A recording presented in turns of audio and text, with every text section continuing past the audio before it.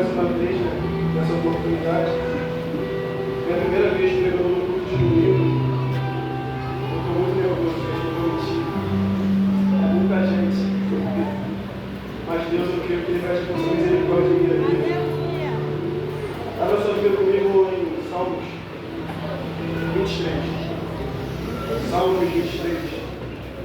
Quando você acha que esta é uma gratidão do pastor, primeiramente a Deus por essa oportunidade, pastor, ter confiado em mim, confiou em mim mais uma vez, mesmo não tendo forte pregador, não sabendo pregar direito. Deus ele tem feito com que o pastor me desse essa oportunidade. Então sou muito grato a Deus por isso. Você que achou isso, amém? Amém. Assim diz o texto bíblico. O Senhor é o meu pastor, nada me falta. Deitar-me faz em verdes pastos, e guia-me mansamente para as águas tranquilas. Restaura meu vigor, e conduz-me nos caminhos da justiça por amor ao seu nome. Ainda que eu ande pelo vale da sombra da morte, não temerei mal algum, pois tu estás comigo. A tua vara e o teu cajado me consolam. Tu preparas um banquete para mim, na presença dos meus inimigos. Me honrarás, ungindo minha cabeça com óleo, me fazendo transbordar o meu cálice. A felicidade e a misericórdia certamente me acompanharão todos os dias da minha vida, e habitarei na casa do Senhor por dias sem fim. Amém? Pode aplaudir a Deus com essa palavra? Eu creio que o Salmo 23 é uma passagem muito conhecida por todos nós. Os Salmos é conhecido tanto entre nós que somos na igreja, tanto das pessoas também de lá de fora, a nós que servimos a Deus, e também algumas pessoas também algumas pessoas que servem a outras religiões. O Salmo é muito conhecido e é escrito por Davi.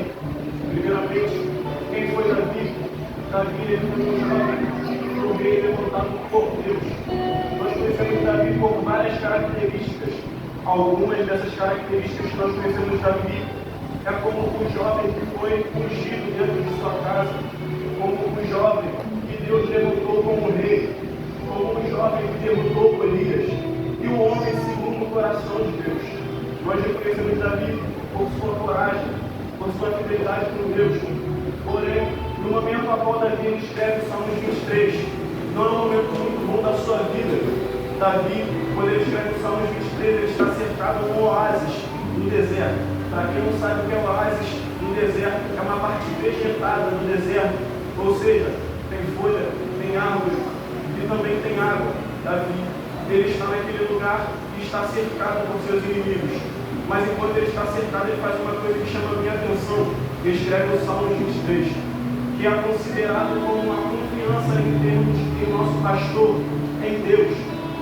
Davi ele vivencia um salmo novo quando ele está cercado, quando vê uma adversidade, ele viveu uma coisa nova com Deus, porque na vida de um cristão, momentos difíceis vêm acompanhados de grandes experiências com Deus. Aleluia! Lembra de Moisés?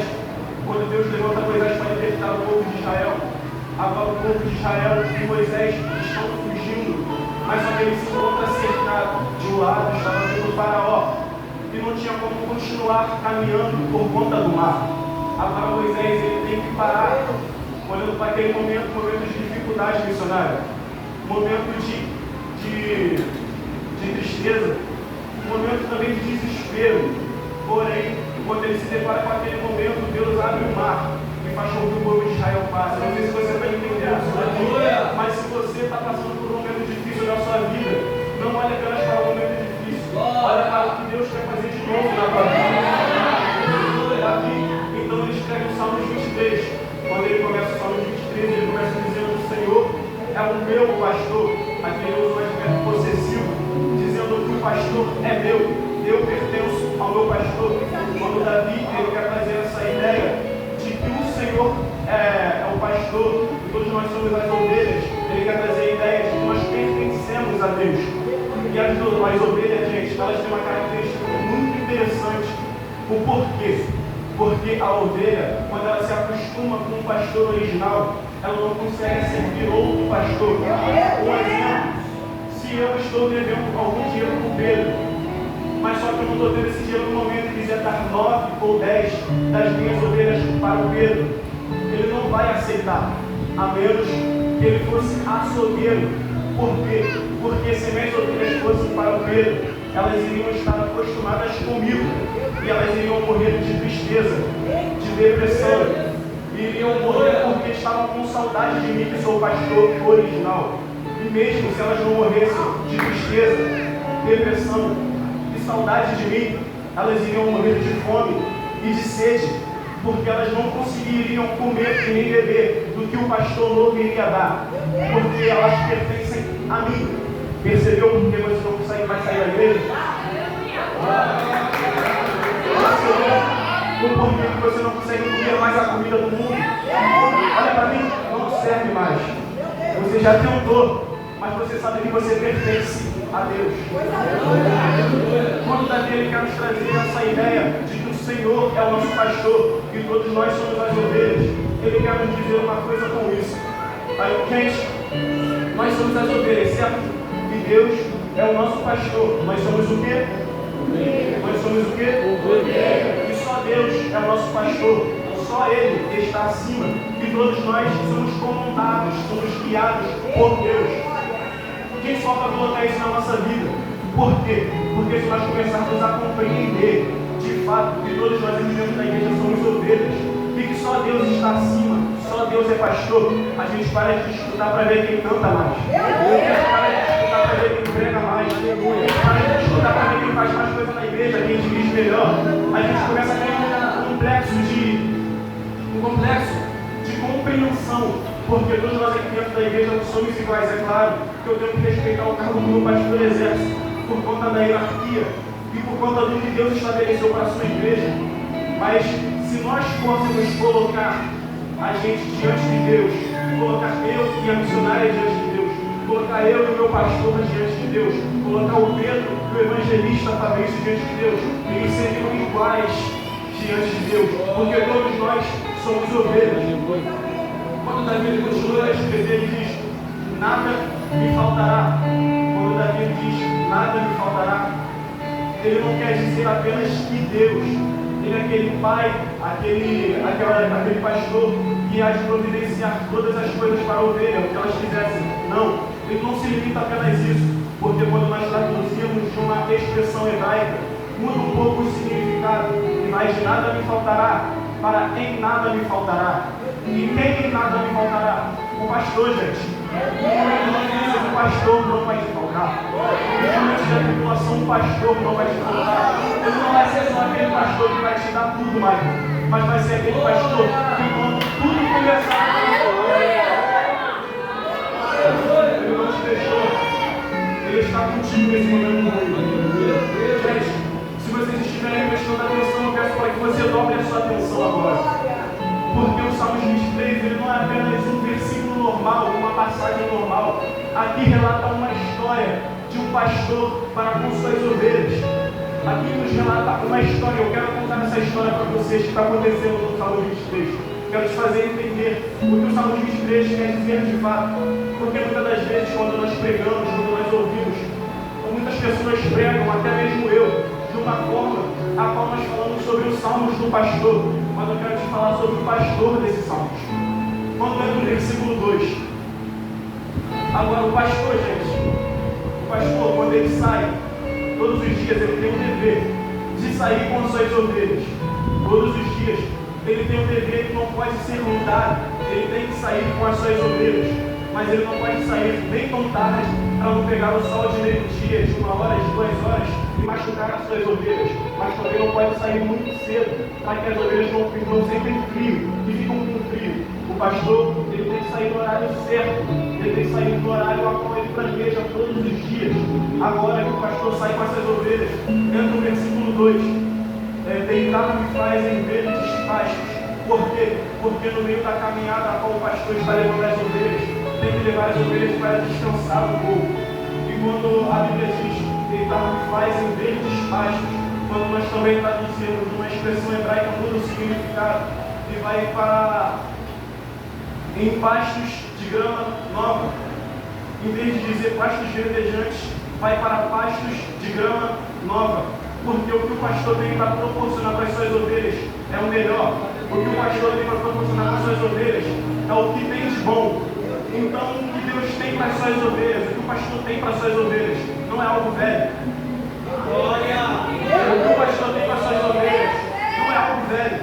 Você não entendeu e eu vou liberar para a sua vida para você entender melhor. O que Deus tem para a tua vida não é algo velho. O que Deus tem para a tua casa, para a tua família não é algo velho. Mas é esse algo novo. Eu posso te contar um segredo. É o que o olho não viu. É o que o ouvido não viu. É o coração não viu. E se a Bíblia que está dizendo, gente, eu não estou inventando nada, eu só estou falando da Bíblia. Então, se é Deus quem escreveu a Bíblia, eu posso te dizer mais uma coisa. Deus não é filho do homem para que minta. E nem filho do homem para que se arrependa. Ou seja, você quiser para receber isso. Mas o que Deus tem para a tua vida é algo novo. Algo novo. Ele diz: envia-me mansamente às águas tranquilas. O porquê que Davi ele pede para Deus guiar as águas tranquilas? Simplesmente porque as ovelhas elas são muito medrosas, muito. Tanto que se ela pode estar morrendo de sede, pode estar com muita sede, mas se a água estiver mexendo um pouco, ela não vai beber daquela água porque tem medo. Ela pode estar precisando muito, mas ela vai olhar para aquela água mexendo um pouco e vai ter medo de chegar. Porque ela tem medo. Tem medo. Ela precisa, mas tem medo. Ela tem que beber, mas tem medo. E essa é a nossa vida. Por quê? Porque muitas vezes a gente tem medo de acrescentar coisas na nossa vida que vai nos fazer medo. Eu dou um exemplo. Você talvez queria fazer um curso, mas esse curso é muito longo. Talvez dure 1 ano, 2 anos. Mas em 2025, depois de 3 anos, você vai continuar vivo sem o curso que você decidiu não fazer hoje. Meu Deus, aleluia! Por conta do nosso medo. Aleluia, gente. Grave isso daqui na calma do teu coração. O medo nos limita a fazer viver coisas incríveis. Meu Deus. É sobre colocar o cajado no mar e lá se abrir. É sobre jogar a pedra de Deus e derrotar o gigante.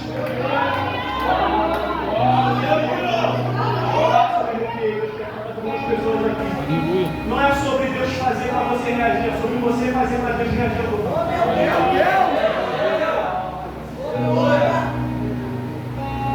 Como a primeira atitude, não tenha medo, porque Deus vai chamar.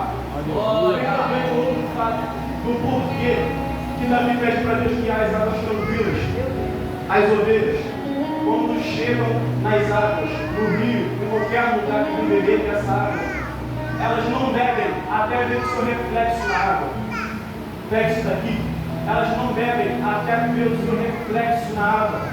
O porquê que elas não bebem até ver o seu reflexo na água? Gente, passamos por pastos verdejantes. Deus ele proporcionou coisas incríveis para a gente, coisa nova. Deus nos encorajou a tomar os primeiros passos. Mas quando estiver dando tudo certo, Ele vai te levar às águas tranquilas. E você vai ver o seu reflexo na água e vai perceber que a sua ovelha. Aleluia! Eu posso até pregar muito, posso até cantar muito, mas Deus ele vai te levar às águas tranquilas e vai te fazer perceber que não é ovelha. Aleluia! Eu posso fazer muito, eu posso ter muito, mas ainda sou ovelha diante de Deus. Agora, esse pastor, agora ele leva as suas ovelhas. E quando chega num local determinado, eles fazem o que tem que fazer e já está na hora de voltar. Quando chega a hora de voltar, entra o versículo 4 que diz: ainda que eu ande pelo vale da sombra da morte, eu não temerei mal algum, porque tu estás comigo. Vamos analisar um pouco esse texto. Ainda, possibilidade que eu ande pelo vale da sombra da morte, não temerei mal algum. Confirmação. Ainda que se levante algumas bocas contra mim, ainda que eu passe por vales, ainda que tenha morte na minha casa, na minha família, não temerei mal algum. Não temerei mal algum. Por que eu não temerei mal algum?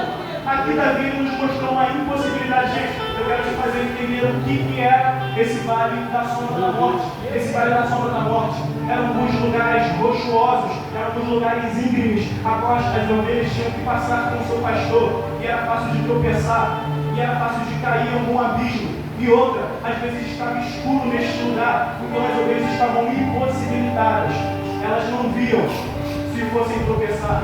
E outra, se não fossem a tropeçar, vinha algum animal para tentar tragar essas ovelhas. Mas Davi diz: a tua vara e o teu cajado me consolam. Eu quero te fazer entender o que é a vara e o cajado que consola as ovelhas aqui. O pastor, ele tem essa vara, esse cajado, porém, ele tem mais uma coisa nessa vara, só que não relata aqui na Bíblia. Se você parar para estudar, você vai perceber que nesse cajado do pastor tem uma parte a qual é reta, que é a parte da vara, a vara da disciplina.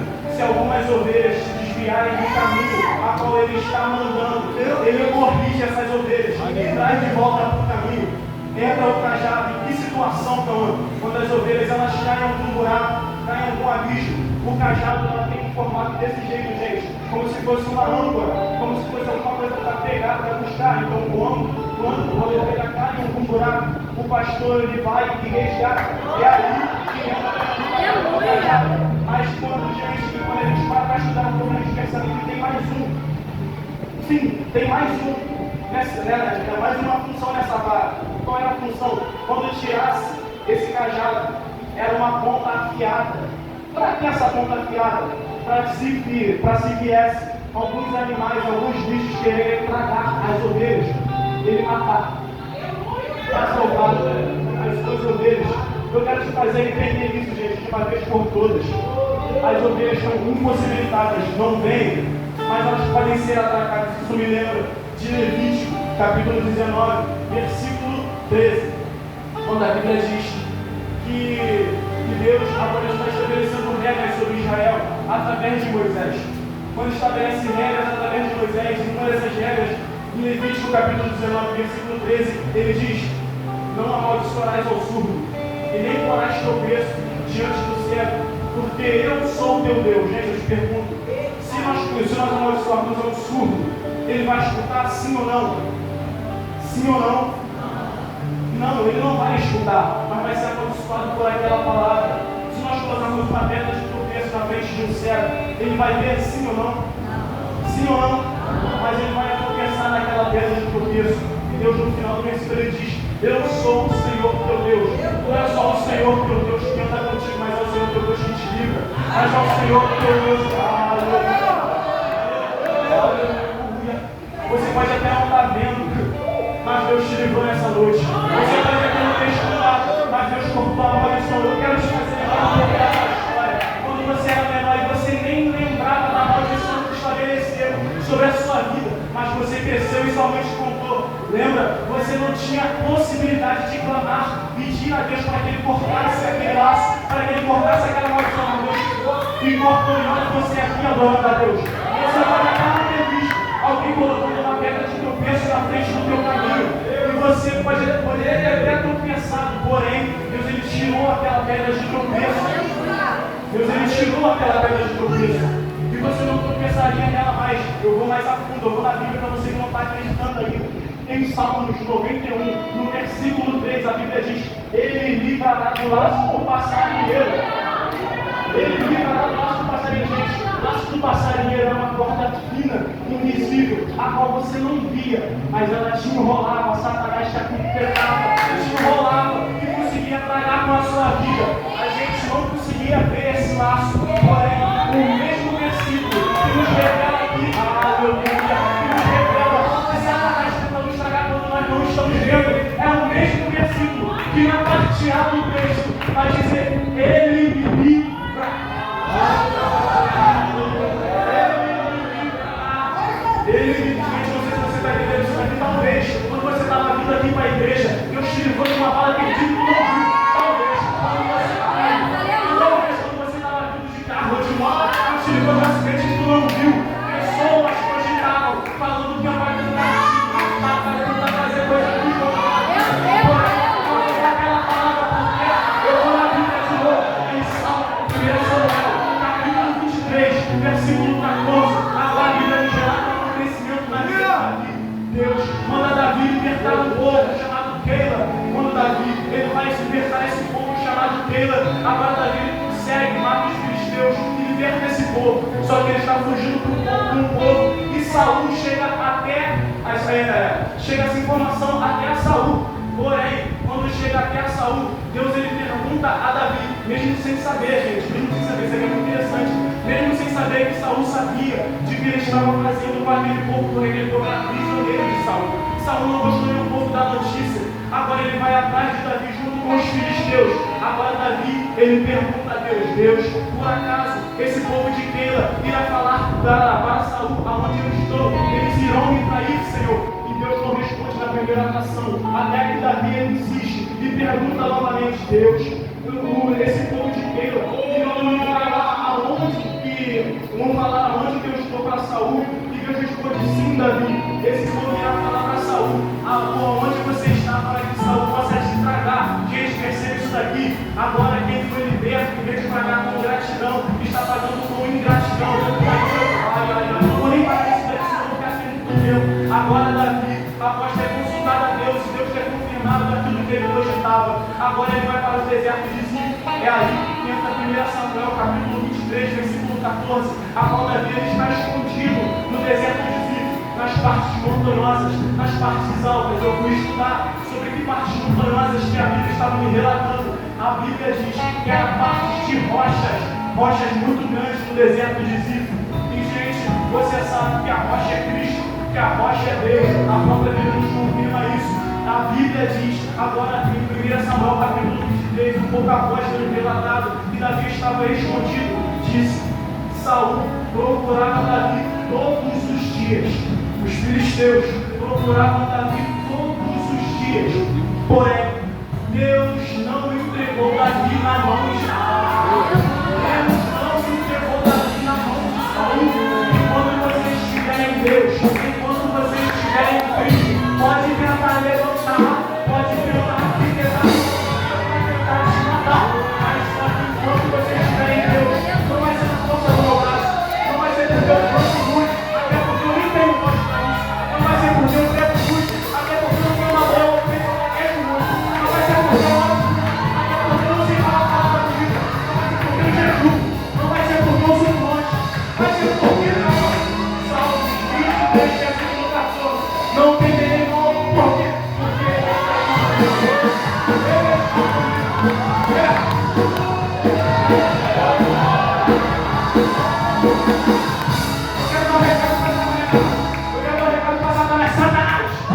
você que está na mão do Deus, você que está no ouvido, você que está na comunicação, trabalhando para Deus, e não temos pessoas que estão decididas por Cristo, que estão escondidas em Cristo, e já tentando uma reunião para estar.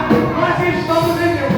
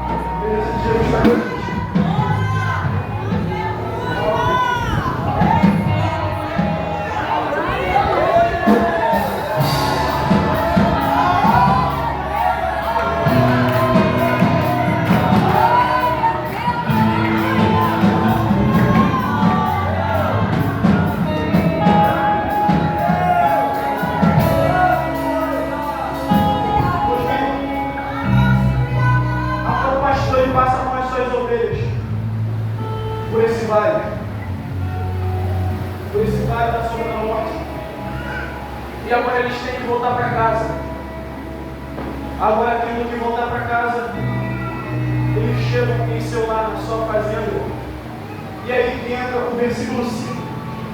Eu quero te contar agora o que acontece com quem suporta o processo. Eu quero te mostrar agora o que acontece com quem permanece com Cristo. Aí no versículo 5. Tu preparas um banquete para mim. Agora na tradução normal, quando a tradução normal ela diz: preparas uma mesa perante mim, na presença dos meus inimigos.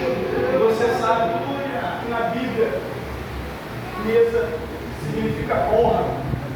Então, se a Bíblia aqui está falando sobre mesa, está falando sobre honra, eu não tenho uma loja, eu vou dizer isso daqui logo. Para quem suporta o processo de honra. Para quem suporta o Cristo tem honra. Não é fácil, eu sei, é difícil a caminhada, mas quem suporta tem honra. Várias ofertas para mim, na presença dos meus inimigos. Me unge com óleo. Quando aqui Davi ele diz, me unge com óleo, ele quer focar em separação. Por quê? Porque quem é ungido é separado. Você viu José, você viu Davi, Josué, entre todos os profetas a qual Deus levantou e ungiu, ele separou. Então aqui, quando Davi ele diz no versículo 5, ungirás com óleo, ele quer dizer sobre separação. Ele quer separar os seus ungidos. Quando ele diz, encha o meu cálice, faça ele transbordar.